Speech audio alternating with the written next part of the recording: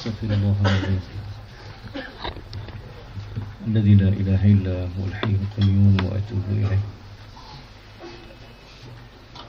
استغفر الله العظيم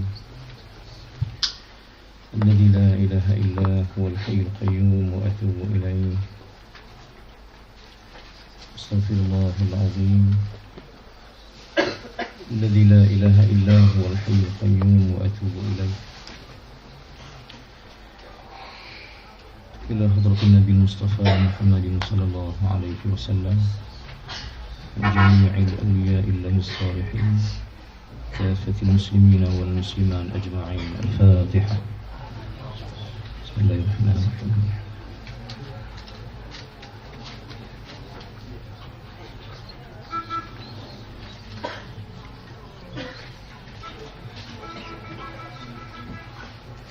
بسم الله الرحمن الرحيم. Assalamualaikum warahmatullahi wabarakatuh. Alhamdulillahirabbil alamin wassalatu wassalamu ala Rasulillah wa ala alihi wa sahbihi ajma'in. Subhanaka la ilma lana illa ma 'allamtana innaka antal alimul hakim. Rabbi shrah li sadri wa yassir amri wahlul 'uqdatam min lisani yafqahu qawli. Allahumma shalli ala sayyidina Muhammad. اللهم صل على سيدنا محمد. اللهم صل على سيدنا محمد وعلى آله وصحبه أجمعين. أما بعد، فيا عباد الله اتقوا الله أوصيكم وإياي بتقوى الله فقد فاز المتقون، حيث كما قال الله سبحانه وتعالى في القرآن العظيم وهو أصدق القائلين: يا أيها الذين آمنوا اتقوا الله حق تقاته ولا تموتن إلا وأنتم مسلمون. صدق الله العظيم. Alhamdulillah, terima kasih kepada majlis yang saya hormati, Pak Presiden Permata dan barisan esko pelajar-pelajar yang mudah-mudahan kita semua dirahmati oleh Allah Subhanahu wa taala. Alhamdulillah, malam ini ataupun pada malam ini dan pada waktu ini kita syukur pada Allah Subhanahu wa taala karena kita dipertemukan oleh Allah Subhanahu wa taala dalam satu majlis yang marilah sama-sama kita rasakan bahawa kita sedang berada pada hamparan sayap pada malaikat Allah Subhanahu wa taala. Karena majlis yang kita buat dan kita datang kerana Allah Subhanahu wa taala dalam majlis yang mendapat rahmat daripada Allah, majlis yang cukup disukai, dicintai oleh Nabi sallallahu alaihi wasallam, dan majlis yang sentiasa mendapat pujian dan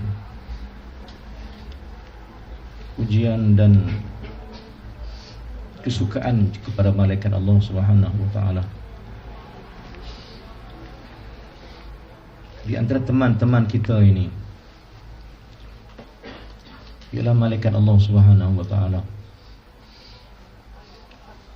Yang mana malaikat Allah Subhanahu wa taala adalah satu makhluk yang Allah ciptakan bukan hanya untuk mengerjakan perintah Allah, tetapi diciptakan malaikat itu atas rahmat dan kasih Allah Subhanahu wa taala, yang mana dengan malaikat itu kita boleh mendapat satu rahmat daripada Allah, itu keampunan dosa. Kerana seperti mana kita belajar hadis Nabi sallallahu alaihi wasallam, orang yang datang belajar itu sentiasa diminta ampun oleh malaikat Allah. Yang memijak bumi itu, pasir-pasir yang dipijak itu minta ampun pada Allah Ta'ala. Burung-burung yang lalu di atas kepala orang yang belajar itu minta ampun pada Allah Ta'ala. Ikan yang ada dalam air itu melihat orang yang berjalan kepada majlis ilmu minta ampun pada Allah Subhanahu wa taala. Rumput-rumput yang dipijak oleh manusia yang berjalan kepada Allah Ta'ala itu minta ampun pada Allah Subhanahu wa taala. Mudah-mudahan orang yang menuju pada Allah Ta'ala, sampai pada Allah Ta'ala. Telah berkata seorang ulama yang mengarang kitab hikam, iaitu Syekhuna Imam yang mengarang kitab hikam, Ibnu Athaillah Iskandari rahimahullah subhanahu wa ta'ala. Dalam hikam dia yang ada 40 man, dia kata ada man salaka wa salah,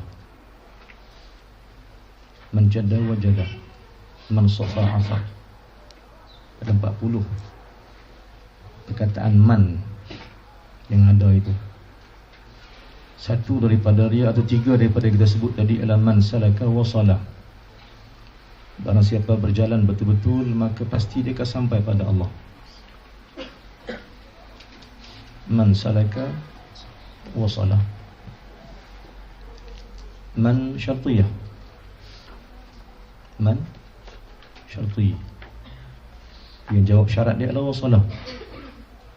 Siapa yang berjalan betul-betul berjalan di atas kalimah Allah Subhanahu wa taala, dipimpin oleh Nabi sallallahu alaihi wasallam, wasala, dia pasti sampai pada Allah.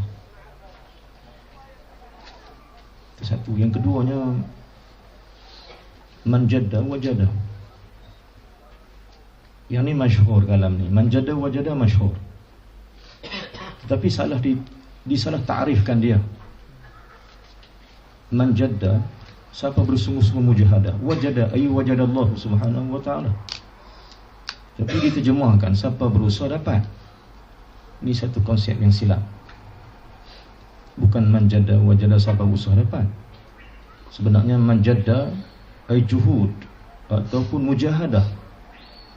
Sesiapa yang mujahadah sungguh-sungguh menentang nafsu dia, menentang keinginan hadiri dia, maka pasti dia mendapati.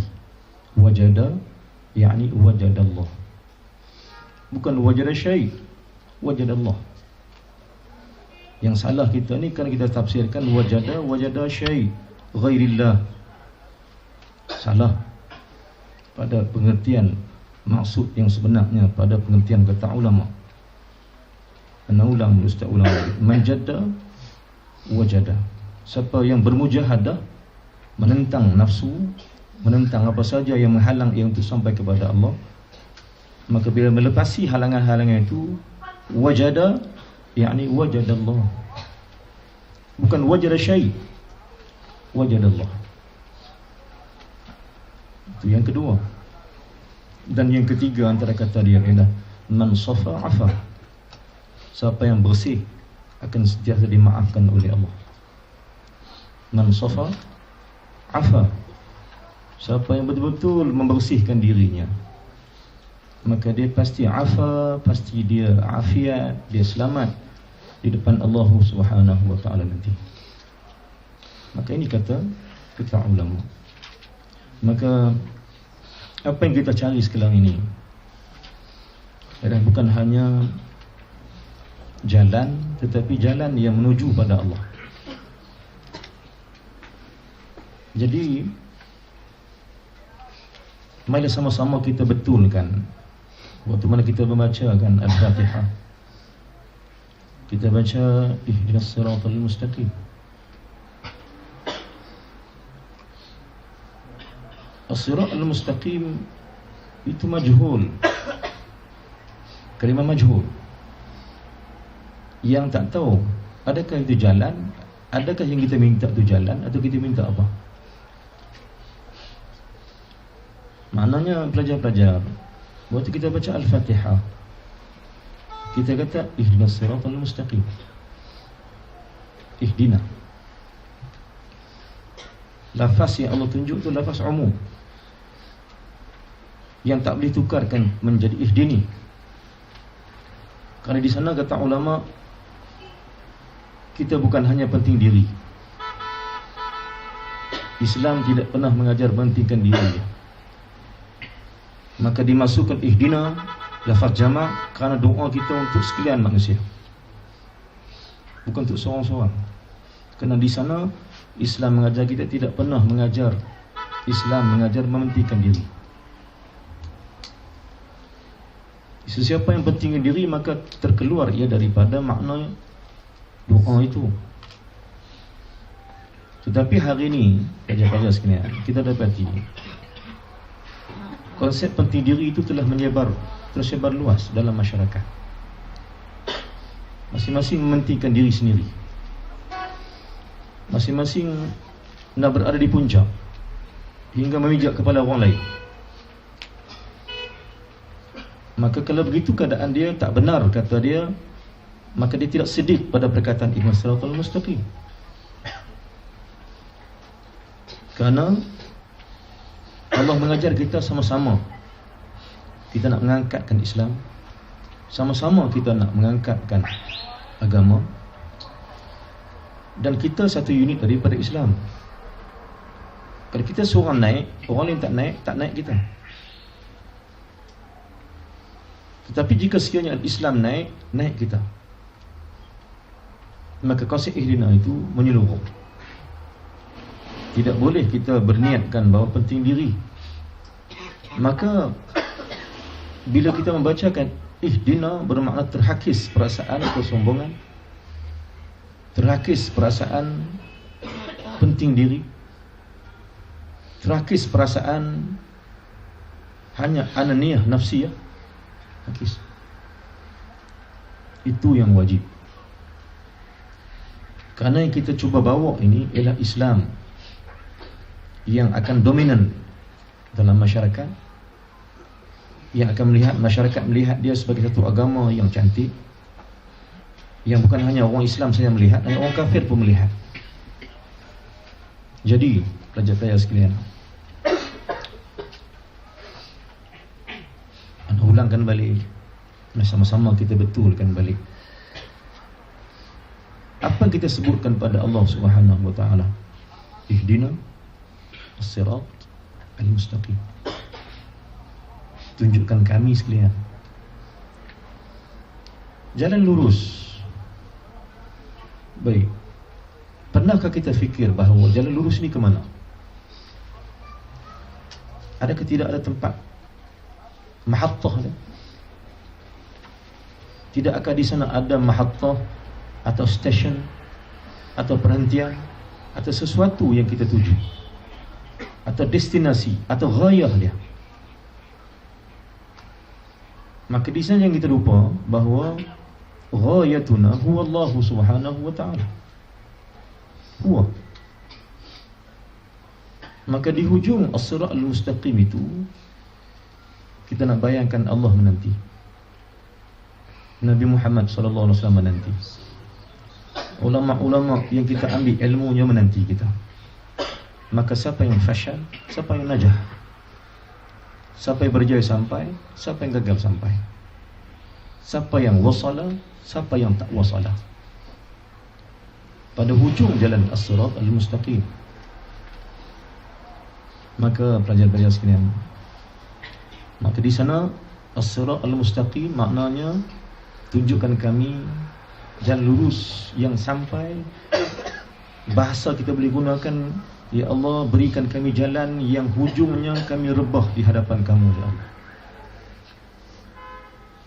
Kami tak rebah pada yang lain. Rebah dan patuh dan sujud kami hanya kepada Engkau.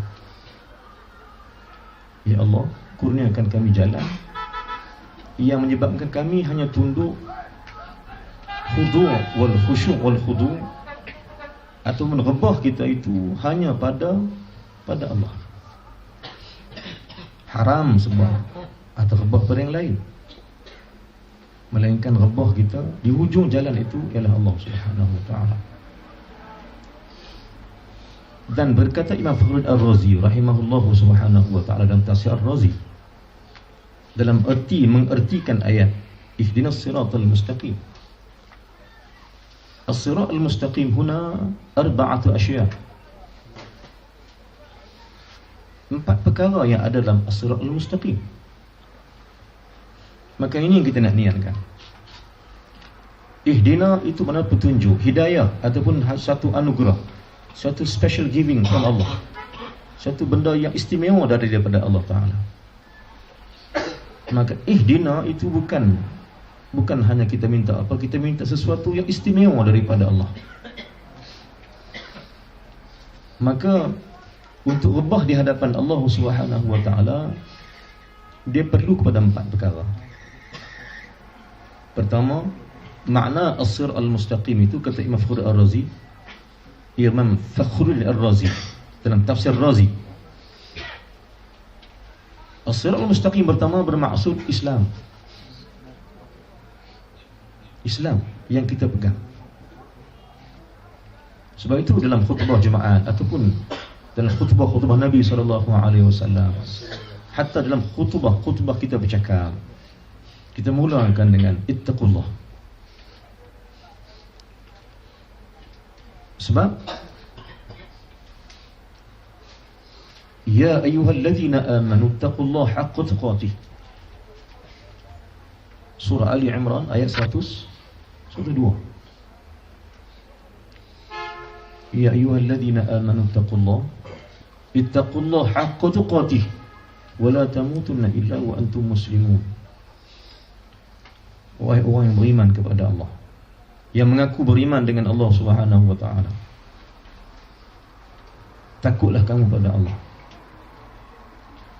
Makna takut ditafsir oleh ulama-ulama sufi berbeza dengan ulama-ulama tafsir. Baik, mungkin pelajar-pelajar kita baca tafsir, makna ittaqullah mana takut. Maka takut itu boleh didefinisikan sebagai takut yang lari. Adakah takut itu yang betul? Contohnya kita kata tak pergi ke masjid solat, pasal apa? Takut Allah. Boleh? Takut juga. Tak pergi mengaji, tak belajar sebab takut. Adakah takut Allah itu seperti takut kepada haiwan, harimau atau ular atau apa? Maka maksud takwa itu bukan takut. Bukan takut, tapi takut Allah tak sayang. Bukan takut yang lari, tetapi takut yang makin menghampiri Allah. Itu maksud ittaqullah. Jangan disalah tafsirkan. Wahai orang beriman, takut kamu kepada Allah dengan sebenar ketakutan. Takut yang sebenar adalah takut Allah tak sayang kita. Takut Allah tak lihat kita lagi di akhirat nanti. Seperti firman Allah, la yanzuru ilaihim yaumal qiyamah. Allah tak melihat mereka lagi dari kiamat. Ini kita takut. Nah, ketakutan kita ialah bukan takut melari diri daripada Allah, tapi takut Allah tak tengok kita, tak mau pandang kita, tak mau tolong kita dari kiamat. Wattaqu yawman la tajzi nafsun an nafsin syai'ah wala yuqbal minha syafa'ah wala yu'khudhu minha 'adlu wala hum yunsarun. Itu kita takut.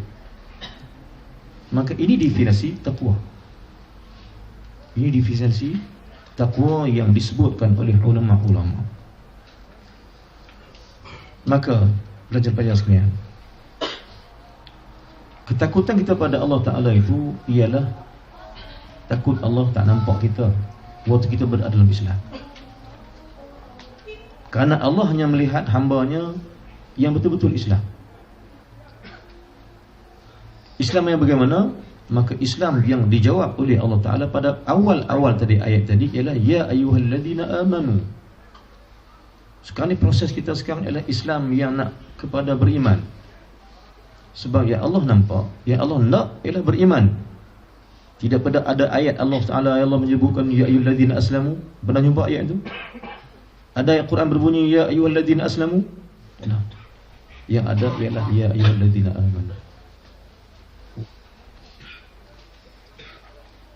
Kata Imam Ibn Arsalan, al-iman khurujuka anhum wal yaqinu khurujuka anka. Ini satu matan dalam Risalah At-Tauhid Imam Ibn Arsalan Ad-Dimashqi rahimahullahu subhanahu wa ta'ala. Matan Tauhid Zawqiyah. Al-iman khurujuka anhum wal yaqinu khurujuka anka. Di sana ada penafsiran yang dalam. Jadi iman ini ialah benda yang terhasil selepas daripada Islam yang mantap. Maka Allah pun menyebutkan dalam ayat selanjutnya, dalam surah ayat 102 surah Ali Imran, wahai orang beriman kepada Allah, takutlah kamu pada Allah dengan sebenar-benar ketakutan, dan jangan mati kamu melainkan berada dalam agama Islam. Maka as-sirat al-mustaqim itu ialah Islam. Dan kata ulama tauhid, mati itu dikategorikan dalam 4 perkara. Mati itu dikategorikan dalam 4 jenis. Pertama, Islam yang lahir Islam, mati dalam Islam kerana dia beramal dengan Islam. Dia lahir Islam, tetapi akhir kalam dia, akhir hayat dia, dia juga berada dalam Islam kerana sepanjang hidup dia di Islam pada Allah. Sebab itu maksud wala tamutunna illa wa antum muslimun. Kerana apa Allah kata gitu? Kerana kamu boleh hidup dengan Islam, tapi mati belum tentu. No? Kamu boleh hidup dengan cara Islam, kamu boleh hidup, kamu boleh declare kata kamu Islam, tapi mati Islam itu ialah pada orang yang benar-benar hidup dalam Islam. Boleh faham? Ustaz ulang balik. Hidup memang boleh nampak Islam, Islam yang munafik, Islam yang fasik, Islam yang zalim, boleh. Tapi sesiapa yang benar siddiq di atas hidupnya sebagai Islam, maka matinya akan Islam.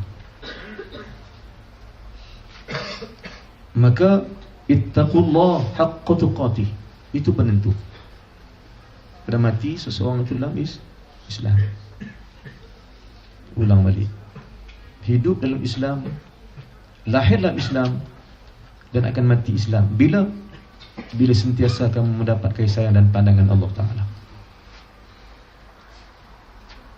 Maka biarlah kita hidup di atas Islam, dan benar juga di atas kata kita dalam salat, inna salati wa nusuki wa mahyaya wa mamati lillahi rabbil alamin. Maka benarlah kita di atas kalam itu, supaya mati kita nanti dalam Islam. Kerana apa? Ulang balik. Kerana hidup kamu boleh Islam, tetapi mati belum tentu Islam. Sesuai hidup yang berpura-pura dengan Islam, maka mati juga jauh daripada Islam. Sebab itu diguna pakai perkataan ittaqullah haqqa tuqatih, takut yang sebenar-benarnya. Bukan hanya mati itu takut, hidup pun takut tak Islam. Bukan hanya mati takut tak Islam, hidup kita takut tak Islam. Maka bila kita hidup dengan Islam, seluruh benda yang ada kita hidup dengan Islam, maka mati kita insya-Allah Islam. Maka kata imam, kata ulama tauhid, mati pertama ialah mati Islam. Lahir sebagai seorang Islam dan mati juga sebagai seorang Islam. Itu yang pertama. Yang kedua, lahir seorang kafir. Lahir ia daripada kafir, tapi mati Islam. Kena hidayah daripada Allah Subhanahu wa taala. Dia lahir kafir, tapi akhirnya mati Islam. Itu mati yang kedua. Yang ketiga, lahir Islam, tetapi mati kufur. Dan keempat, lahirnya kafir dan matinya pun kafir pada Allah. Ula'iyadbillah. Jadi kita minta ini adalah kita mengekalkan status kita, mauqif kita di atas. Yang pertama, hidup sebagai seorang Islam dan mati pun sebagai seorang Islam. Maka itu maksud ihdinas siratal mustaqim yang pertama. Tunjukkan kami yang lurus. Yang pertama adalah tunjukkan kami agama yang benar-benar lurus, agama yang sebenarnya, yang kami berpegang ia semasa hidup dan semasa kami mati. Yang kedua, kata Imam Fakhr Ar-Razi rahimahullah subhanahu wa ta'ala, yang kedua kata dia, makna as-siratal mustaqim yang kedua adalah Al-Quran. Makna as-siratal mustaqim kedua adalah Al-Quran. Maka gaya hidup kita ialah gaya hidup Al-Quran. Bagaimana cantiknya Al-Quran, begitu cantiknya hidup kita. Dan Quran bukanlah hanya kita bacakan dia, tapi kita nak mendalami maksudnya. Dan satu perkara yang atas pengalaman Ustaz masa di Malaysia dan mungkin pelajar-pelajar di Malaysia dan sebagainya, bagaimana pelajar-pelajar nak masuk dalam masyarakat. Satu benda penting. Sebab pelajar-pelajar jangan sangka pelajar-pelajar saya yang balik daripada luar agama, yang balik daripada Azhar, yang balik daripada Jordan, yang balik daripada Syria, daripada Yaman, Sudan dan beberapa negara Arab lagi, yang pelajar-pelajar kita balik ke Malaysia. Jadi semuanya balik membawa sesuatu. Maka Ustaz istilahkan kita ini sebagai seorang yang berniaga sesuatu produk. Macam mana kita nak jual produk kita kepada seorang, padahal salesman dia ada 5 orang. Dia faham? Salesman ada 5 orang, pembeli seorang. Maka siapa yang berjaya menjual barangannya? Dan bagaimana cara dia nak menjual barangannya? Seorang salesman yang balik daripada Jordan, yang kedua balik daripada Azhar, yang ketiga balik daripada Yaman, keempat balik daripada Sudan, Iraq dan sebagainya. 5-6 orang semua maksud Ustaz, maksud anak belajar-belajar balik ke Malaysia nanti akan menghadapi orang-orang yang nakkan ilmu daripada pelajar-pelajar. Macam mana kita nak membawa ilmu itu ke dalam masyarakat supaya kita tak gagal? Kerana pelajar-pelajar yang balik ke sana semua dilabelkan sebagai ulama, dilabelkan sebagai orang yang ada ilmu pengetahuan. Ramai yang nak ke sesuatu daripada pelajar-pelajar sekalian. Maksud kata tadi, as-siratal mustaqim tak penting diri. Maka yang kita penting sekarang ialah Islam yang nak kita tanamkan dalam masyarakat, bukan diri sendiri, bukan diri kita. Minta maaf lil asaf kalau Ustaz kata, kalaulah ulama dulu ni perangai macam kita hari ni, maka tanah Melayu jadi macam Pulau Bali. Tuh. Kalaulah ulama dulu yang berperanan mengembara daripada Gujarat, Hadramaut sampai ke tanah Melayu, mauqif dia dulu macam mauqif kita ini yang penting diri, maka Islam tak tersebar ke Asia Tenggara. Kerana kebekuan ulama, kerana ulama yang penting diri, ia pentingkan mansab. Maka jangan begitu, sebab persoalan Allah Ta'ala banyak. Kita kena ingat bahawa kita bakal ditanya oleh Allah Subhanahu Wa Ta'ala. Lan tazalu qadam 'abdin yawmal qiyamah hatta yus'ala an 4 qisaj. Mash? 4 perkara yang katanya oleh Allah Ta'ala. Minha an ilmihi. An ilmihi. Ilmu seseorang itu ke mana dia curahkan. Maka persoalan depan Allah Subhanahu Wa Ta'ala. Jadi ilmu yang pelajar-pelajar ambil, ke mana nak dihalangkan atas nama ihdinas siratal mustaqim. Maka siapa dulu yang pelajar-pelajar nak dakwahkan? Siapa dulu? Siapa dulu yang kita nak mengajak, kita nak ajak dia kepada Allah? Siapa dulu? Wa anzir ashiratakal aqrabin. Kenapa? Yang penting, yang pertama sekali yang kita nak ajak pada Allah Ta'ala ialah mak dan ayah kita sendiri. Maka lah tu hadis Nabi SAW, Nabi kata, mafhum hadis Nabi kata, dari kiamat nanti seseorang, dua orang ibu ayah itu diangkat ke tempat, ke syurga yang tertinggi. Maka bertanyalah dua orang mak ayah ni kepada Allah Ta'ala, ya Allah, bagaimana kami dapat tempat yang tinggi macam ni? Padahal kami ni bukanlah orang banyak beramal. Kami bukan kami yang banyak beramal. Kami tahu kami siapa, ya Allah. Macam mana kami dapat tempat yang tinggi? Maka Allah jawab, bistighfari laka waladika. Kerana istighfarnya anak kamu kepada kamu, kamu diangkat ke tempat yang tinggi. Maka mak ayah kita ialah orang yang paling banyak berkorban diri untuk kita sekalian. Pertama yang kita nak dakwah itu ialah nak ajak mak ayah kita kepada Allah Ta'ala. Itu yang pertama. Selamatkan mereka itu daripada kemurkaan Allah. Itu tanggungjawab anak yang soleh. Bukan hanya nak memberikan dia yang lain, tetapi menyelamatkan dia daripada Allah. Baik. Maka yang keduanya, Al-Quran. Jadi satu teknik yang Ustaz nak sebut pada pelajar-pelajar untuk masuk dalam masyarakat, untuk jual produk supaya orang beli, ialah mahirkan diri dengan Al-Quran. Ini satu benda kenyataan, hasil tajribah, experience daripada kami yang Allah takdirkan mendului pelajar-pelajar sekalian.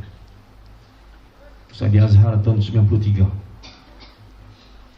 balik ke Malaysia, tengok keadaan macam mana nak masuk dalam masyarakat. Balik belajar semula di Azhar, bersambung lagi ke Syria, balik lagi tengok apa masyarakat perlu. Maka masyarakat hari memerlukan apa? Jalan masuk kita pada masyarakat ialah Al-Quran. Sebab pengalaman kami, penerimaan masyarakat pada pelajar-pelajar luar negara atau dalam negeri sendiri yang bergelar dilabelkan sebagai ulama, penerimaan masyarakat bila lihat kita kepada kemampuan dan kemantapan Al-Quran. Ini benar realiti. Contohnya, pelajar balik diminta untuk berceramah, contoh. Ya. Mungkin ada yang pelajar balik ni memang ada yang biasa berceramah kan? Ada. Jadi jemput ceramah dan sebagainya. Bila jemput ceramah, kita ceramah, okey, alhamdulillah. Tapi bila habis ceramah, selalunya program tu maghrib sampai ke Isya. Habis Isya, dia akan minta kita jadi imam. Orang kampung akan minta kita jadi imam. Kasi kita ustaz. Maka di sana letaknya kita. Bila kita boleh baca Quran baik sikit, maksudnya baik ni bukan baik sangatlah, kemampuan Al-Quran tu Allah bagi.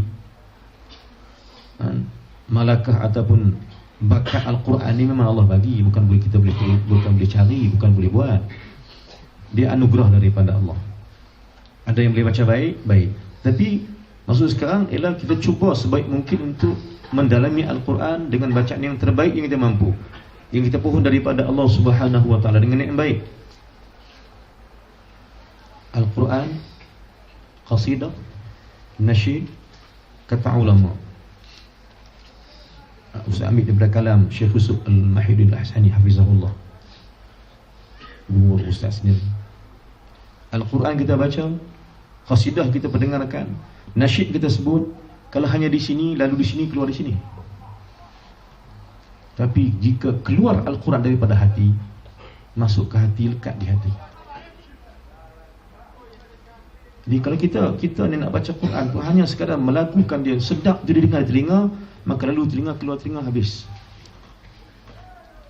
Tapi bila kita menghayati Al-Quran, kita bacaan kita tu kita lebihkan kepada bacaan yang baik dengan maknanya,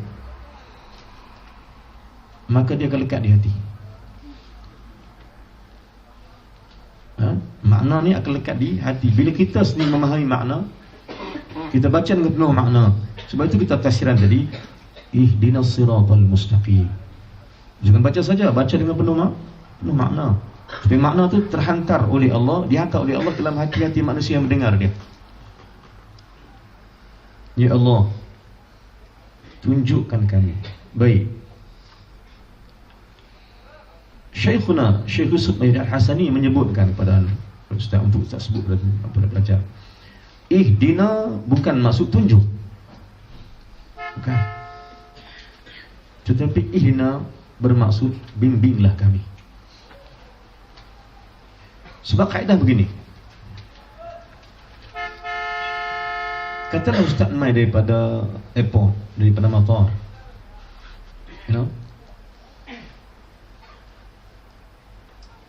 nak mai ke sini, nak datang sini, datang seorang-seorang. Ustaz dia tanya orang, jumpa pelajar-pelajar, contohnya jumpa pelajar kata berjalan, tanya, di mana Pusma? Contohnya dia tanya, Ustaz jalan terus ni, kono sini, terus ikut kiri, ikut kanan, ikut suka. Jenuh lah gitu. Ustaz pergi straight ni, Ustaz jalan ikut kiri, jumpa simpan kanan, ikut kanan, terus lagi ikut suka Ustaz. Boleh sampai tak gitu? Tunjuk tak? Tunjuk, tapi belum pasti sampai. Maka ihdina itu lebih tenang, itma'inna kita bila mana kita ada yang membimbing. Ustaz turun pada airport, ada orang tunggu, pegang tangan, jom Ustaz naik kereta-kereta. Maka saya relax, sebab ada bimbing. Ustaz datang seorang-seorang, ada bimbing.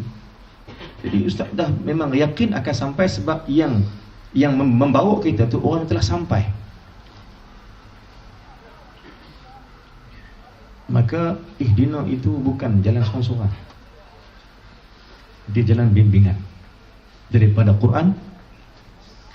Yang ketiganya, maksud ihdina itu as-siratal mustaqim, itu yang ketiga maksudnya adalah Nabi SAW yang membimbing kita kepada Allah Subhanahu wa taala.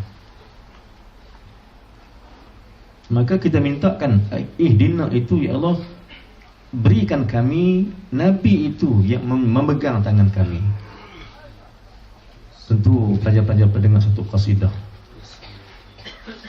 ya Rasulullah khuz biyadi, qasidah yang ada sering disebutkan dalam majlis-majlis. Ya Rasulullah khuz biyadi,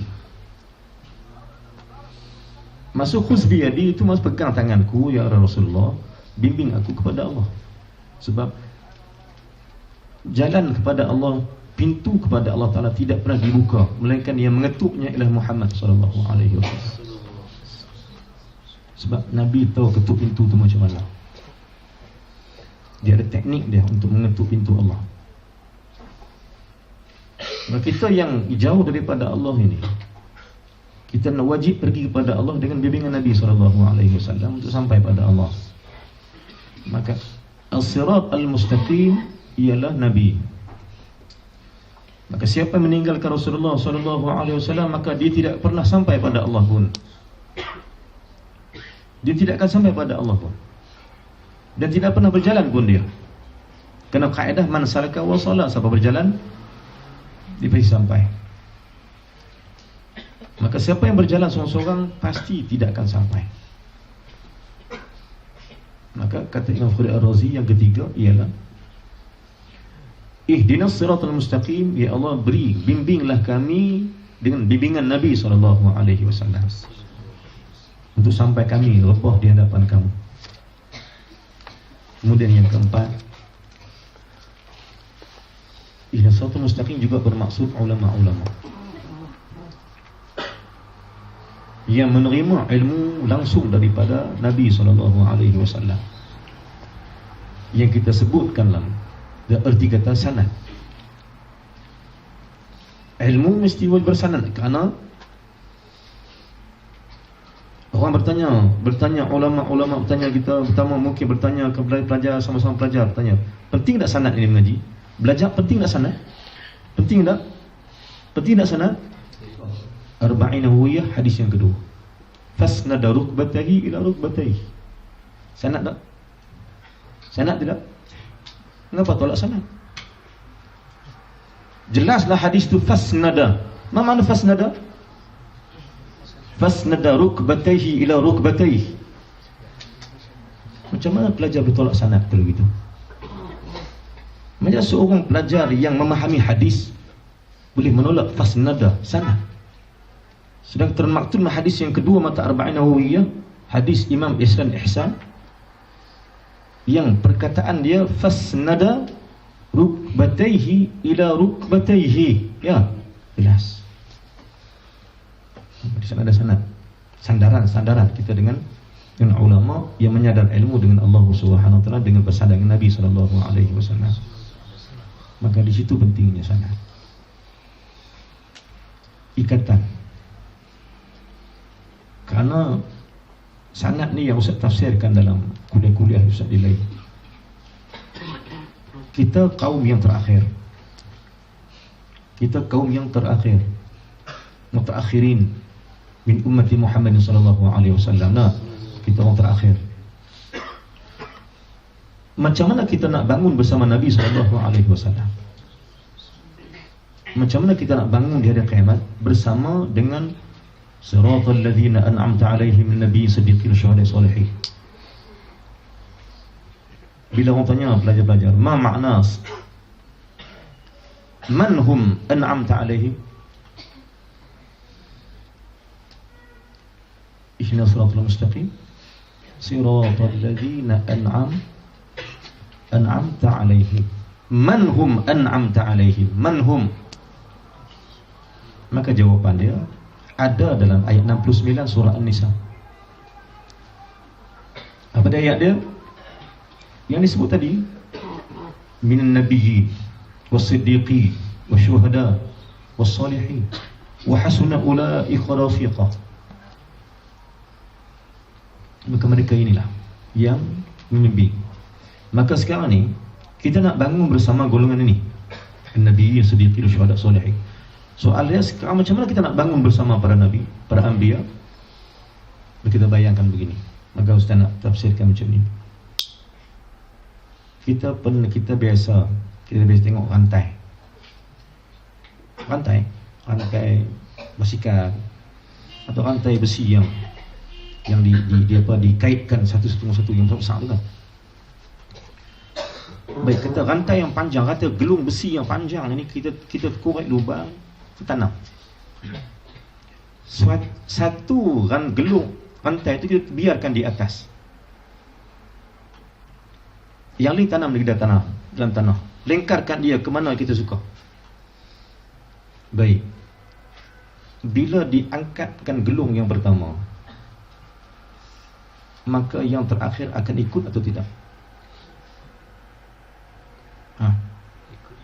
Pakai akal. Diangkat gelung yang pertama, lingkaran yang pertama itu yang mengikat dengan gelung yang kedua, ikatan kedua, ikatan ketiga, ikatan keempat. Kalaulah bilangan dia yang kita lengkarkan itu sebanyak 100 gelung, 100 ikatan, maka diangkatkan yang pertama, ditarik yang pertama, naik yang pertama, yang belakang akan sama terheret, akan terikat bersama. Maka itulah sanad daripada Nabi SAW. Kita kaum yang terbelakang, tentu kita merindukan hadis Nabi yang Nabi kata, kita rindukan perkataan Nabi SAW, udkhulul jannata bighairi hisab. Ya, kita rindukan benda ini. Kita ingin menjadi golongan yang disebut oleh hadis Nabi SAW, udkhulul jannata bighairi hisabin, golongan yang masuk syurga tanpa hisab. Baik, Nabi SAW masuk syurga tanpa hisab dengan sahabat-sahabatnya, dengan 10 yang dijamin syurga. Maka bila mereka ni bangun, kita ingin bangun bersama mereka itu yang masuk syurga tanpa hisab, maka perlu kepada ikatan, perlu ilmu yang mengikat kita dengan Nabi SAW. Inilah kepentingan sanad yang cuba disebutkan oleh ulama-ulama. Maka biarlah ilmu kita itu yang bersandar dengan ulama, yang memang ulama itu diiktiraf menjadi pewaris Nabi-Nabi. Baik, tengok hadis Nabi kata apa?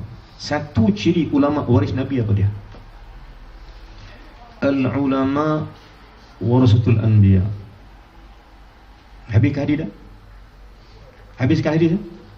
Al-ulama warasatul anbiya wal anbiya lam yurasu dina. Kalimah tak datang dengan la, kalimah datang dengan lam. nafilah. Sebab lebih kuat daripada la. Wal anbiya lam yurasu dinar wala dirham walakin yurasul ilm. Maka ciri ulama pewaris Nabi ialah ulama yang tidak menghiraukan harta benda, tetapi amat mementingkan zat ilmu itu sendiri untuk disebarkan dalam masyarakat. Ini ciri ulama pewaris Nabi-Nabi. Maka jangan tersilap dengan pelajar-pelajar kita salah jalan. Sebab hadis Nabi yang sahih, ulang balik hadis yang masyhur yang memang kita belajar, al-ulama warasatul anbiya. Ulama itu waris Nabi-Nabi. Siapa yang betul-betul ulama, maka dia mewarisi. Waris Nabi ni mana keluarga Nabi. Kata Syekh Yusuf Mahdi Al-Hasani,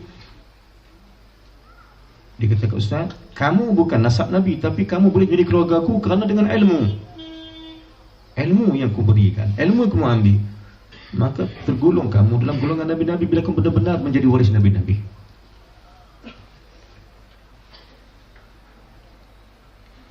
Satu hadis Nabi, mafhum satu hadis Nabi, ketika mana Nabi bersama dengan sahabat-sahabat, Nabi bersama dengan keluarganya, Ali bersama dengan Abu Bakar, bersama dengan Umar, keluarga Nabi lah, duduk dalam rumah Nabi.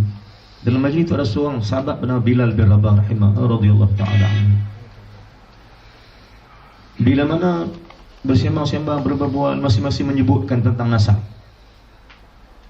Dia gembira sebab yang terhimpun di rumah Nabi itu ialah semua keluarga keturunan Nabi. Bila melihatkan yang berada dalam rumah Nabi itu semuanya sahabat-sahabat yang daripada nasab Nabi sendiri sallallahu alaihi wasallam, maka bila bangun sebab rasa tak layak duduk bersama dengan keturunan Nabi, maka Bilal bangun untuk keluarkan diri dia daripada golongan itu, kerana golongan itu golongan yang mulia. Bila bangun nak keluar pada rumah, Nabi tanya, "Ya Bilal, ke mana kamu nak pergi?" Kata Bilal, "Izin aku ya Rasulullah untuk berada di luar kerana tempat aku bukan di sini." Sebab apa? Sebab yang ada ni semuanya keturunan kau ya Rasulullah. Maka Nabi kata pada Bilal, "Sesiapa yang bertakwa, maka dia keluarga aku. Sesiapa yang bertakwa, maka dia keluarga aku." Bilal duduk. Kamu termasuk yang orang bertakwa, maka kamu termasuk dalam keluarga aku. Maka orang bertakwa itu ialah ditarifkan oleh orang yang telah mengikuti atau berada dalam golongan Nabi, keluarga Nabi SAW. Jadi kita adalah orang yang bukan keturunan, tapi orang yang menyambut ilmu Nabi untuk kita kaitkan diri supaya tergolong kita bersama keluarga Nabi SAW. Dengan syarat ilmu yang kita waris itu ilmu yang kita tidak menghiraukan fulus. Sebab hadis Nabi nyata, al-ulama warasatul anbiya wal anbiya lam yurasu dinar wala dirham. Lam yurasu dinar wala dirham. Maksudnya Nabi beritahu jangan hiraukan emas perak itu. Itu sifat ulama kenabian, ulama waris Nabi-Nabi.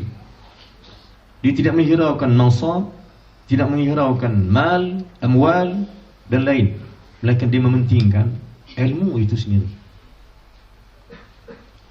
Wal ulama wal anbiya lam yurasu dinar wala dirham walakin yurasul ilm. Tetapi Nabi itu meninggalkan ilmu untuk diwarisi. Maka kita jika benar kita ini orang yang ingin mewarisi termasuk golongan kenabian, keluarga Nabi, maka pentingkan ilmu lebih daripada mal, lebih daripada segalanya. Berkata ulama, waktu mana Nabi membawa dakwahnya di Mekah, datang kumpulan kafir musyrikin musyrikin, dia bertemu dengan Abi Talib, Abu Talib dan sebagainya, minta nasihat Nabi supaya meninggalkan ajaran Islam.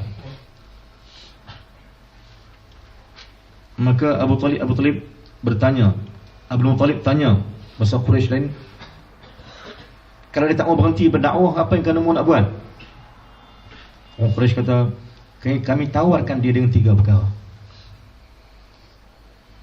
Pertama, yang ulama sebut, jatuhnya seseorang itu, jatuhnya sesuatu pimpinan negara itu, jatuhnya seseorang peribadi Muslim itu dengan sebab 3 tak. Nah, dengan sebab 3 tak. Pertama, wanita jatuh. Maka orang kafir menawarkan wanita kepada Nabi. Waktu mana nak suruh Nabi tinggalkan dakwah dia, yang akhirnya Nabi berkata, jika sekiranya mereka itu mampu menurunkan matahari sebelah tangan kananku dan bulan sebelah tangan kiri untuk ku tinggalkan dakwah ini, kalau begitu pun kemampuan mereka, tidak ku tinggalkan dakwah ini. Kerana ditawarkan oleh orang kafir supaya Nabi meninggalkan Islam. Ditawarkan apa? Pertama, wanita. Tiga ta pertama. 3 ta pertama. Ta yang pertama wanita. Ta yang kedua adalah takhta. Ta yang ketiga adalah harta. Maka 3 ta yang menjahanamkan seseorang. Sebab itu ulama-ulama pewaris Nabi-Nabi tidak mementingkan ini, kerana inilah jalan untuk menjahanamkan syakhsiah peribadi seorang ulama. Ya? Baik. Maka pelajar sekalian, rahimahullah, dalam ringkas dia, dalam kertas yang Ustaz sebut ni, ya, kita bincang sikit, kita mengambil keberkatan daripada pengajian kita sikit, insya-Allah. Kertas yang ada di tangan pelajar itu, Ustaz petik daripada Hikam Haddad, Abdullah Alawi Al-Haddad, yang ada Ratib Haddad. Dia ada hikam dia sendiri. Hikam dia yang taklah dalam sangat untuk kita kaji, tetapi dia cukup memberi faedah untuk kita sekalian. Semua ada kertas kan? Baik. Pertama, dah cukup kertas bang? Cukup tak? Tak cukup? Tak cukup no? Kongsi-kongsilah nanti. Masa sikit yang depan ni diusuk nanti sambung yang kedua pula, insya-Allah. Saya baca yang atas dulu tak apa. Kongsi dulu lah. Siapa tak ada kongsi ambil ni lah. Kongsi lah. Ustaz pakai buku tak apa. Baik, yang pertama, qala mu'allif rahimahullahu subhanahu wa ta'ala wa nafa'na bihi wa bikum amin.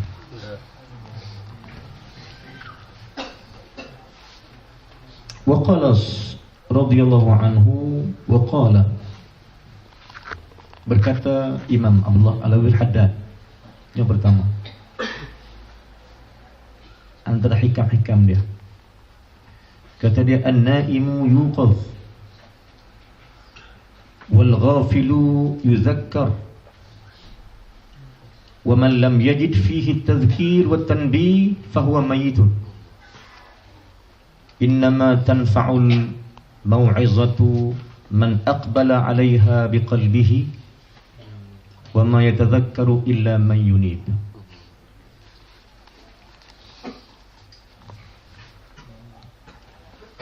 Qala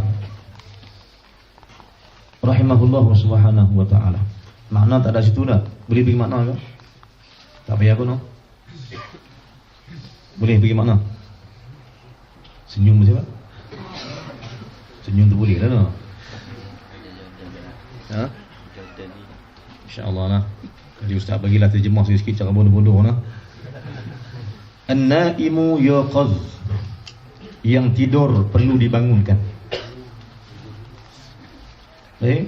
Yang tidur wajib dibangunkan. Ma makna naim di situ? Apa makna an-naimu? Man huwa? Siapa yang tidur ini? Orang yang man a'rada an dzikri fa inna lahu ma'ishatan dhanka. Istilah dia panggil tidur. Tetapi bukan tidur biasa. Orang yang tak pernah bangun daripada melihat Allah dengan hatinya, tak terbangun hatinya untuk melihat Allah. Walau matanya melihat Allah, walau mata melihat ciptaan Allah, tetapi hati tak terbangun untuk melihat Allah. Masalah.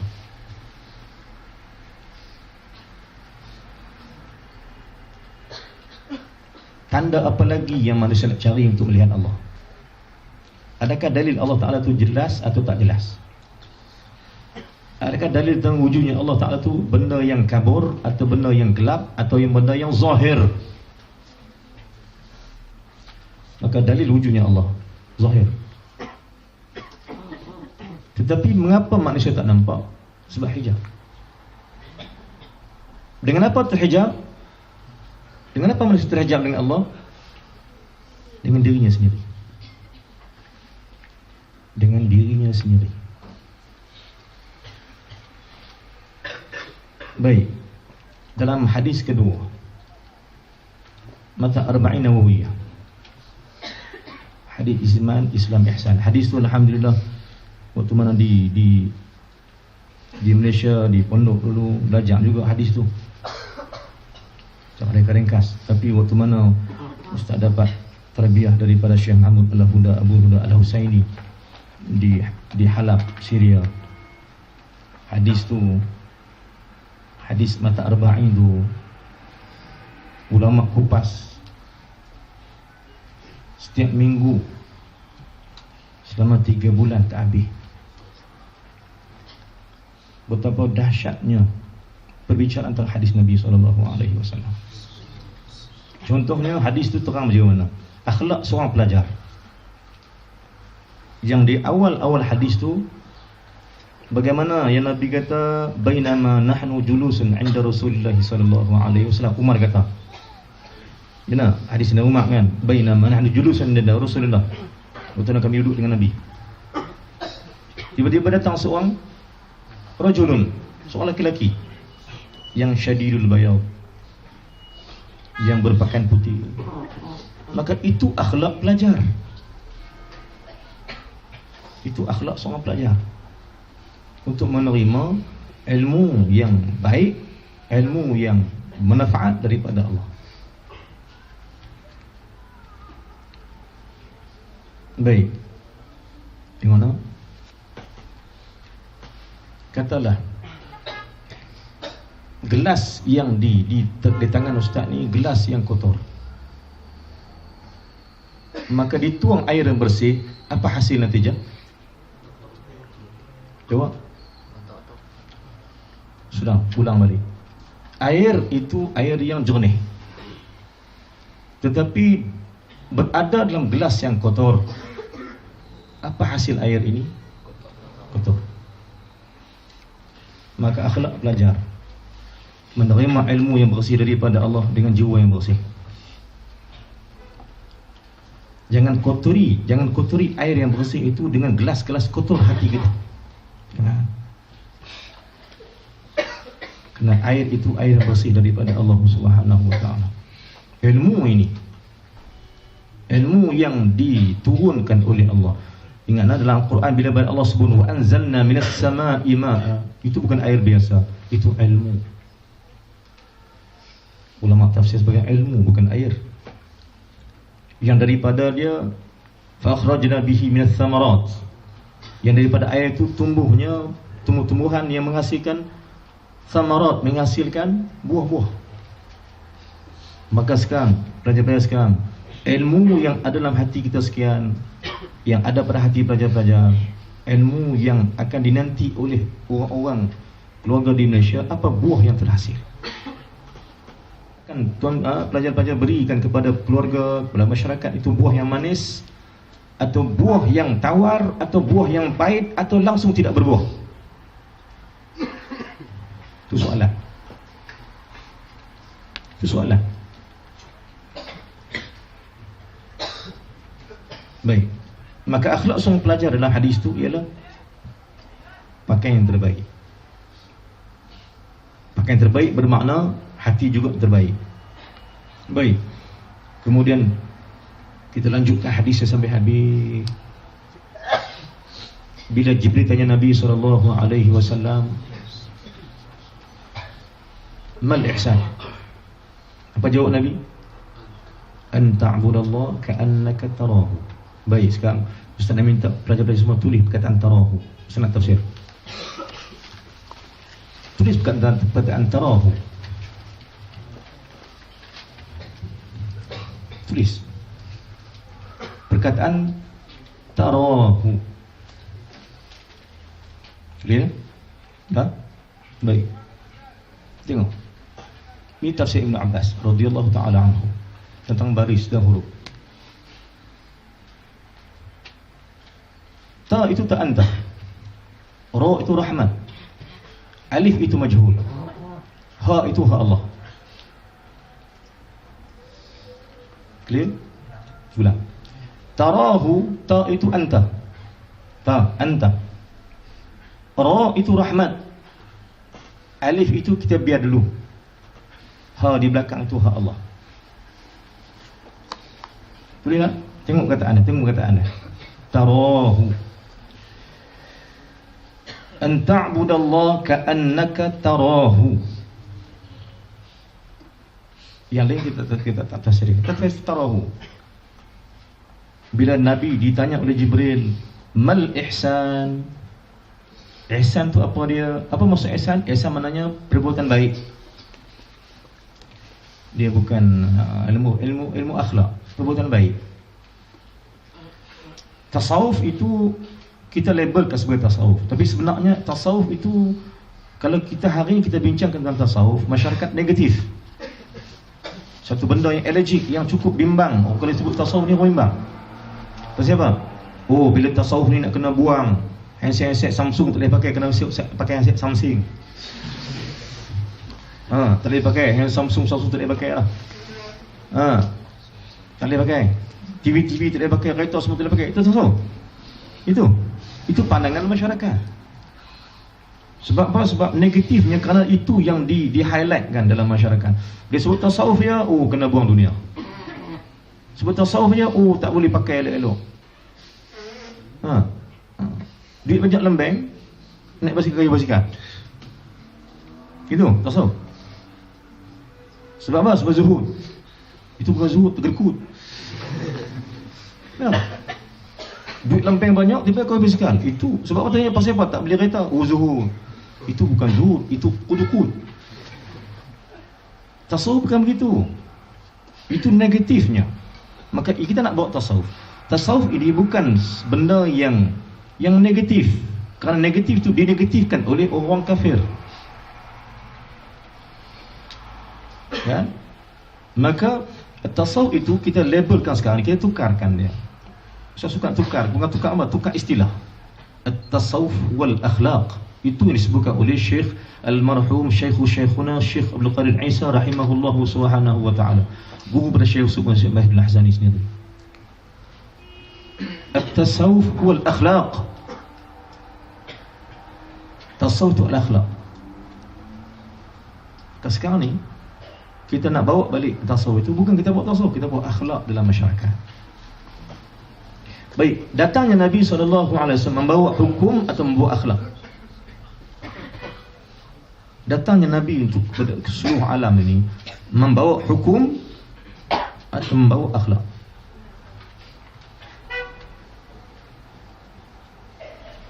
Nabi sebut adalah apa? Bu'ithu akhlak. Maka sifat tasawuf akhlak. Baik, al-ihsan wal akhlak. Apa tu ihsan? An ta'budallah ka'annaka tarahu. Baik, sekarang tengok tafsiran dia. Ulang balik. Ta itu, ta di awal tu anta. Kamu yang diselimuti oleh rahmat Allah. Ra rahmat. Maka ta bergabung dengan ra. Ta bercampur dengan ra. Ta dengan ra sambung. Bermakna kamu itu diliputi oleh rahmat Allah Ta'ala. Karena bismillahirrahmanirrahim, kamu itu Hidup kamu diselimuti oleh rahmat Allah. Baik, ta dengan ra sama, sambung. Baik, alif ini. Alif di antara ra dan ha. Ha di belakang itu ha Allah. Allahu. Ha tu ha, tafsiran dia ialah Allah. Hu tu ialah huwa. La ilaha illa hu. Maka hu di belakang huwa. Huwa Allah. Baik, masalah sekarang ini ialah alif ini. Soalan dia, mengapa manusia tak nampak Allah? Ini soalan dia. Mengapa manusia tak pernah nampak? Memang tak nampak Allah. Sebab Allah bukan satu yang boleh dilihat dengan mata, tapi dapat dilihat dengan mata hati. Baik, mengapa manusia tak nampak Allah? Kerana alif itu sepatutnya alif Allah. Alif itu sepatutnya alif Allah. Tetapi manusia tukarkan alif itu kepada alif ana. Faham? Faham tak? Baik, tulisan ta ra alif ha. Ta anta, kamu dengan rahmat Allah, kamu akan nampak Allah. Cuba sambung alif dengan alif itu, sambung lam. Sambung lam tu hilang dah. Alif, ulang dia, ta ra alif ha. Cuba sambung alif lam ha, maka taruh Allah. Tetapi kamu tak taruh Allah, sebab kamu taruh anta, kamu taruh ana. Alif itu tak jadi Allah, jadi ana. Maka bila kamu selalu memandang diri kamu, maka kamu terhijab daripada Allah. Saya pandai, saya baik, saya hebat, saya. Maka sebab itu dalam Quran, bila mai perkataan ana, dicepatkan dia. Sebab tidak dipanjangkan dia, kerana wujudnya dia tidak wujud. La syarika lahu wa bidzalika umirtu wa ana minal muslimin. Maka kalimah ana yang dipanjangkan khas untuk Allah Subhanahu wa taala saja. Pada makhluk tidak boleh. Jadi alif yang ada pada ta ra alif ha itu alif intabih. Alif itu alif apa? Alif Allah. Tapi manusia hilangkan dia, wujudkan manusia, wujudkan ana, maka Allah tidak ada lagi. Dia nampak dia semua. Dia pandai, dia baik, dia hebat, dia bagus, dia kaya. Sebab itu Allah sebut dalam surah yang pertama turun, ayat yang ke-6, kalla innal insana la yatgha ar-ra'ahu istaghna. Ar-ra'ahu istaghna. Sebab dia rasa dia kaya dah, sebab dia rasa memada diri dia. Kaya ni bermakna tidak berhajat. Kaya bermakna tidak berhajat pada sesuatu. Maka kita orang yang manusia yang miskin, manusia yang tidak ada apa-apa, maka Allah Ta'ala lah Tuhan kita. Maka Ustaz ulang balik, alif itu jangan hilangkan dia. Sabit ia pada alif Allah, bukan sabit ana. Kerana alif lam ha itu jelas. Tara alif lam ha. Tara Allah, bukan tara ana. Bila tara ana, maka alif Allah tidak ada lagi dalam hati manusia. Maka ini kata ulama, an-naimu yuqaz, yang lena, yang berpaling itu wajib dibangunkan. Sekarang ulama nak sebut, nak bangun kita sekalian bahawa kita ini hamba Allah Subhanahu wa ta'ala. Mari sama-sama kita bangun menjadi hamba Allah Subhanahu wa ta'ala. Siapa hamba Allah? Yang serba kekurangan pada Rabb yang maha segala-gala. Mari kita sedar, kita bangun bertidur kita bahawa kita ini hamba Allah. Apa sifat hamba? Sifat hamba ialah sifat kekurangan pada Tuhan yang bersifat kamalia. Maka kata Syekh Yusuf Al-Hasani hafizahullah, selagi mana kamu kekal di atas maqam hamba, maka pasti Tuhan kamu Allah. Selagi mana kamu berada di atas makam kehambaan, maka selama itulah Tuhan kamu, Allah Subhanahu wa ta'ala. Kan dalam alam ini hanya ada dua, baina Rabb wa abdi. Ada yang ketiga, sesiapa yang tidak berpijak pada makam hamba, maka dia sedang menuju menaikkan diri dia ke makam ketuhanan. Haram. Maka berpijaklah atas bumi nyata bahawa kita ni hamba Allah Subhanahu wa ta'ala. Maka bangunlah kita untuk melihat kita yang lemah. Tauhid bukan banyak tauhid itu nak kenal Allah, tetapi sebenarnya kenal Allah untuk melihat kita yang lemah. Satu benda yang Ustaz nak sebut kepada pelajar-pelajar, kalau belajar tentang tauhid sifat 20 contohnya, jangan lupa sifat 20 kita hafal dah, tapi kita lupa melihat pada sifat mustahil Allah. Saya tanya Ustaz Jinri dan Ustaz pelajar-pelajar sekarang, siapa yang faham dan siapa yang pada akal dia atau pada ilmu dia memahami tentang sifat mustahil Allah? Jarang dibincangkan. Padahal sifat mustahil Allah itulah sifat manusia. Jadi Ustaz sure kan, di samping melihat kepada sifat Allah Ta'ala yang wujud ke dalam baqarah, jangan lupa kaji apa itu lawan kepada wujud, apa lawan kepada qidam, apa lawan kepada baqa, apa lawan kepada mukhalafah, apa lawan kepada wahdaniyah. Kerana yang berlawanan itu sifat kita. Allah salim, Allah sempurna, maka sekarang kita membincangkan kita yang tak sempurna. Sebab itu kaji tentang 20 sifat mustahil Allah, kerana mustahil pada Allah wajib ke atas kita. Untuk mengetahui bahawa kita hamba Allah, kajilah sifat mustahil Allah Subhanahu wa ta'ala, supaya kita kekal di atas makam hamba, untuk kita bertuhan kerana sepanjang masa. Allah Subhanahu wa ta'ala, an-naimu yuqadh, yang tidur wajib dibangunkan. Maka semua kita bangun menjadi kehambaan, bangun supaya seorang hamba pada Allah Subhanahu wa ta'ala. Bangunlah dengan ada sifat ketuhanan dalam diri. Dosa manusia ini, kata ulama, dosa manusia dengan sebab 4. Dosa besar manusia ini meliputi 4 perkara.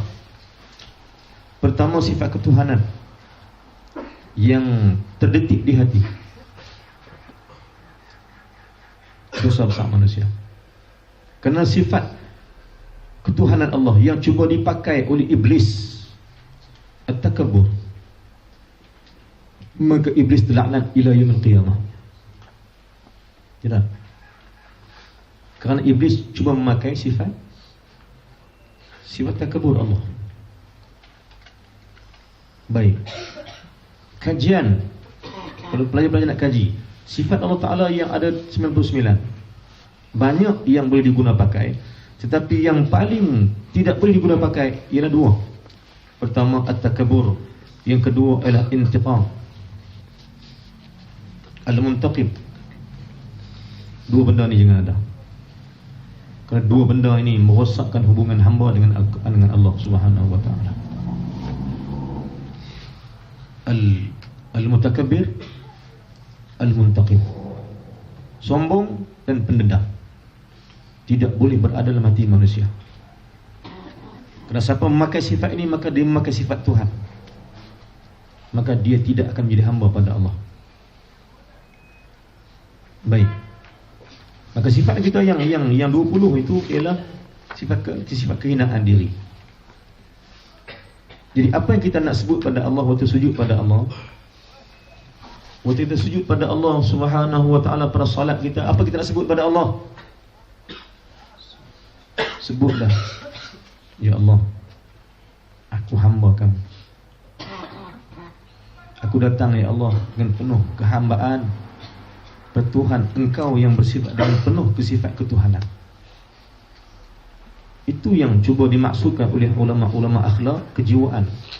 Sembahyang, salat yang ada ruh dengan Allah Subhanahu wa ta'ala. Datang untuk sujud itu sebut pada Allah di hati, ya Allah, aku datang sebagai seorang hamba kepada engkau, Tuhan yang Maha Agung. Maka itu yang kita buat semasa salat. kita pasti diterima oleh Allah Subhanahu wa taala. Dan saat yang paling baik, kata Nabi, untuk kita bermunajat dengan Allah, saat seorang hamba paling dekat dengan Allah di mana? Saat seseorang hamba paling dekat dengan Allah di mana? Wa huwa sajid, aqrabu ma yakul 'abd ila rabbih. Hampir-hampir seorang hamba dengan Tuhannya pada salatnya itu ialah pada ketika sujudnya. Fa akthiru du'a, perbanyakkan doa. Maka apa kita nak doa pada Allah? Ya Allah, aku ni hamba kepada Engkau. Maka ya Allah, kekalkan aku di atas sifat hamba, kerana aku tetap bertuhankan Engkau. Sebab kata ulama, sesiapa yang tetap di atas sifat kehambaan, maka pasti ia bertuhankan Allah. Baik an-naimu yuqab wal ghafilu yuzakkar.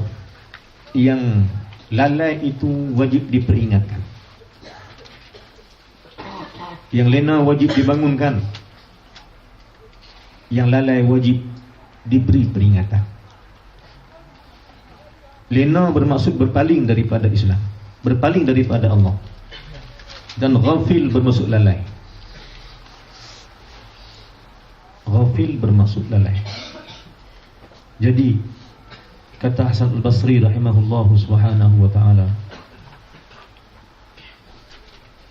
seseorang yang ingin lari daripada ghafil pada Allah, seseorang yang hamba yang ingin lari bersifat ghafil pada Allah Ta'ala, maka wajib ke atasnya 100 ayat satu hari satu malam. Wajib ke atasnya mi'atu ayatin, 100 ayat Quran wajib dibaca sehari semalam paling kurang, untuk mengekalkan ia pada sifat at-tazkir, az-zikir. Orang yang tak sampai 100 ayat sehari semalam, maka tergolong ia pada ghafil.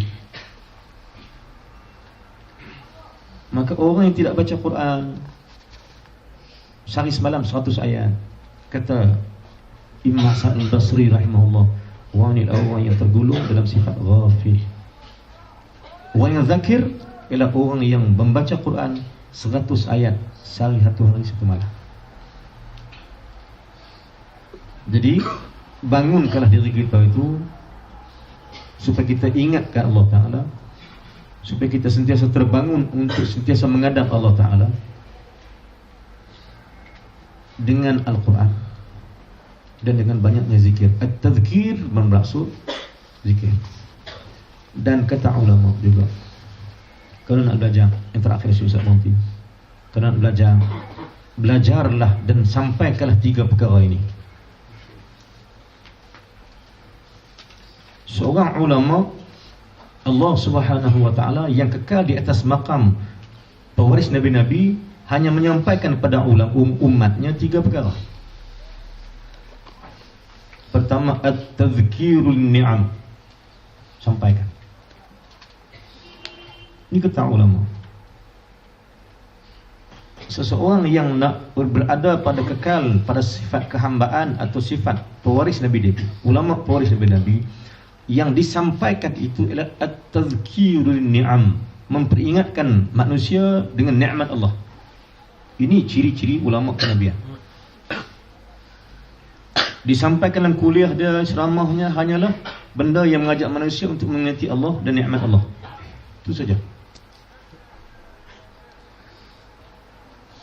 Maka sekarang ni kita kumpulkan ilmu untuk memperingatkan diri dan peringatkan orang lain. Ingatkan apa? Ingatkan tentang nikmat Allah Subhanahu wa ta'ala.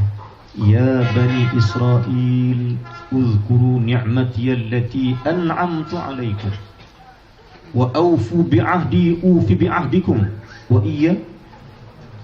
Maka ingatkan nikmat Allah Ta'ala yang banyak. Jadi tujuan kita sekarang belajar sekalian, tujuan kita belajar sekarang ialah untuk kita sendiri nak ingatkan nikmat Allah, dan kita nak ingatkan masyarakat tentang nikmat Allah Subhanahu wa ta'ala, iaitu Islam. Ajak manusia balik kepada Islam, kerana Islam itu nikmat daripada Allah. Yang kedua, ilmu kedua yang kita nak ajak manusia dan masyarakat ialah pertama at-tazkir ni'am, yang kedua ialah al-amru bil ma'ruf, suruh manusia buat kebajikan, ajak manusia buat kebajikan. Dan ketiga ijtinabul ma'asi atau ijtinabul maksiyah. Tiga perkara ini asas kepada pendakwah yang berjaya. Tiga perkara ini yang wajib kita bawa dalam masyarakat. Kita tidak mengajak masyarakat kepada kacau bilau. Kita tidak boleh mengajak masyarakat kepada perbalahan. Kata Sayyidina Umar Al-Khattab radhiyallahu anhu, kata dia, belajarlah kamu untuk tiga perkara. Pertama, tak sombong. Kedua, tidak berdebat. Dan ketiga, untuk tidak menyakiti Nabi. Belajarlah kamu, kata Sayyidina Umar Al-Khattab radhiyallahu anhu, belajarlah kamu kerana yang pertama, untuk tidak sombong. Yang kedua, belajarlah kamu untuk tidak berdebat dengan sesiapa pun. Dan ketiga, belajarlah untuk kamu tidak menyakiti Nabi SAW. Belajarlah. Maka sesiapa yang tidak belajar di atas tiga perkara ini, maka ilmunya membawa kepada kejahilan dan ghadab daripada Allah. Seseorang yang belajar tidak di atas tiga prinsip ini, maka dia pasti bertemu Tuhan dengan keadaan kemurkaan daripada Allah Subhanahu wa ta'ala, wal'iyadzubillah. Maka belajarlah pertama untuk tazkir ni'am, kedua mengajak manusia kepada al-amru bil ma'ruf, ketiga ajaklah manusia ijtinabul maksiyah, jauhkan daripada maksiat. Itulah peranan nabi-nabi, itulah peranan ulama-ulama wali Allah Subhanahu wa ta'ala. Wallahu a'lam. Sampai di situ dulu insya-Allah. Kita sambung lagi di masa akan datang insya-Allah. Ada 2 minggu di sini insya-Allah, mudah-mudahan kita sambung lagi lah perbincangan dalam hurai-hurai yang lain. Dan insya-Allah mudah-mudahan saya doakan kita semua termasuk dalam golongan yang dirahmati oleh Allah Subhanahu wa taala, dan kita akan bangun menjadi orang yang terbaik, jadi umat yang terbaik bersama Nabi sallallahu alaihi wasallam. Bismillahirrahmanirrahim. Alhamdulillah wassalatu wassalamu ala Rasulillah wa ala alihi wa sahbihi ajma'in. Allahumma ighfir lana dhunubana wa li walidina wa li masyayikhina جميع المسلمين والمسلمات برحمتك يا ارحم الراحمين. اللهم زدنا علما نافعا وعملا صالحا مقبولا. اللهم اجعلنا من الذين يستمعون القول فيتبعون احسنه. اللهم ارزقنا متابعة النبي محمد صلى الله عليه وسلم اولا واخرا، ظاهرا وباطنا، قولا وفعلا وعبادة وعملا صالحا ووعدا. رضينا بالله ربا وبالاسلام دينا، بسيدنا محمد صلى الله عليه وسلم نبيا ورسولا. ربنا ظلمنا أنفسنا وإن لم تغفر لنا وترحمنا لنكن خاسرين. ربنا آتنا من لدنك رحمة وهب لنا من أمرنا رشدا. ربنا آتنا في الدنيا حسنة وفي الآخرة حسنة وقنا عذاب النار. وصلى الله على سيدنا محمد وعلى آله وصحبه وسلم والحمد لله رب العالمين. السلام عليكم ورحمة الله وبركاته.